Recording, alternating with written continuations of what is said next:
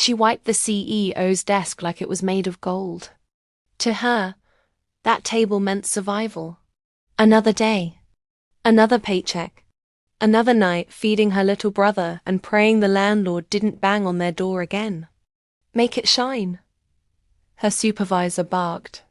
With trembling fingers and old cloth, she polished every inch quietly and quickly. She never made eye contact with him, Mr. Adrian West, the man behind the glass and steel empire. The man in the navy suit who never smiled. He didn't know her name. Why would he? She was just the cleaner, another face in the shadows. But Lena had a story. At just 24, Lena carried the weight of a family on her shoulders. Her mother was gone. Cancer took her in just 6 weeks. Her father left before Lena could even remember his face. That left her and Jamie, her little brother 6 years old and always sick. Every morning, Lena left him sleeping on a thin mattress in their cold one-room flat. She kissed his forehead, left a bowl of porridge, and rushed to the city in old sneakers with holes in the soles. She cleaned 3 offices a day, but the one that mattered most was Adrian West's, because she'd heard the whispers. Big promotions happen if you work on West's floor. Even cleaners get noticed if they work hard enough. So she gave everything she had, even when her hands bled, even when her back screamed. And one morning, her life changed. The boardroom was packed. Adrian was on the phone, pacing, angry. A deal had collapsed. He was yelling. Everyone else was quiet. And in the corner, Lena was wiping the table fast, hoping to finish before he noticed. But just as she turned to leave, her cloth knocked over a crystal paperweight. It hit the floor with a loud crack. Silence. All eyes turned to her. Adrian's eyes narrowed. Who let her clean in here during a meeting? Lena froze. Her heart pounded so loud she couldn't breathe. I'm sorry, sir, she whispered. I didn't mean. Get out, he snapped. She picked up the broken pieces with shaking hands, tears burning in her eyes, and ran. That night she cried for hours. Not because of the shouting. She was used to that. But because she was tired, so tired of being invisible. The next day, Adrian walked into his office. Spotless. Not just clean but shining. His desk, his shelves, the floor. It all gleamed. There was a note tucked under his keyboard. I'm sorry for yesterday. I'll be more careful. Lena, cleaner number 8. He stared at the note. Cleaner number 8? Something about the handwriting, small, careful, neat, stuck in his mind. He shrugged it off until he started seeing her again. Quiet, focused, always working, never speaking.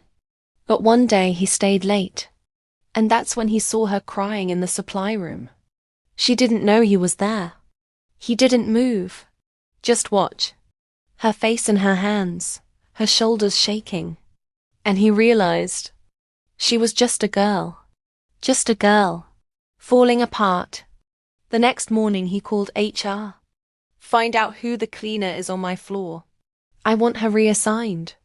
That afternoon, Lena was pulled aside. You're moving, her supervisor said. CEO's personal floor. Big deal, don't mess it up. She was stunned.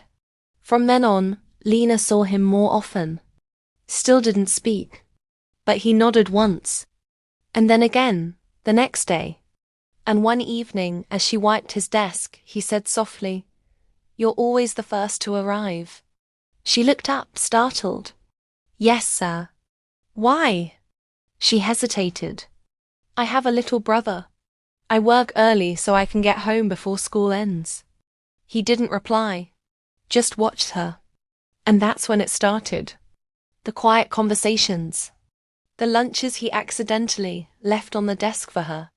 The cab rides home on rainy days. And the way he started saying, Good morning, Lena.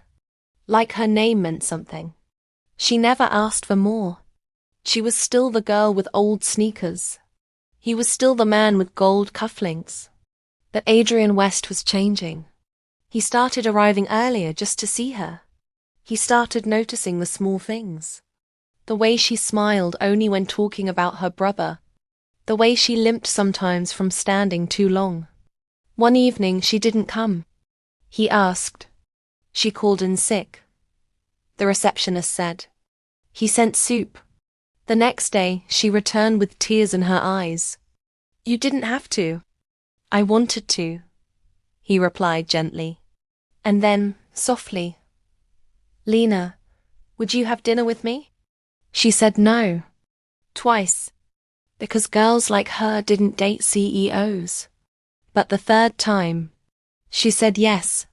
Dinner was simple, quiet. He asked about her childhood.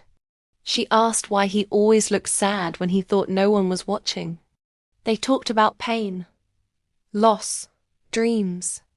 And slowly, Lena became more than a cleaner.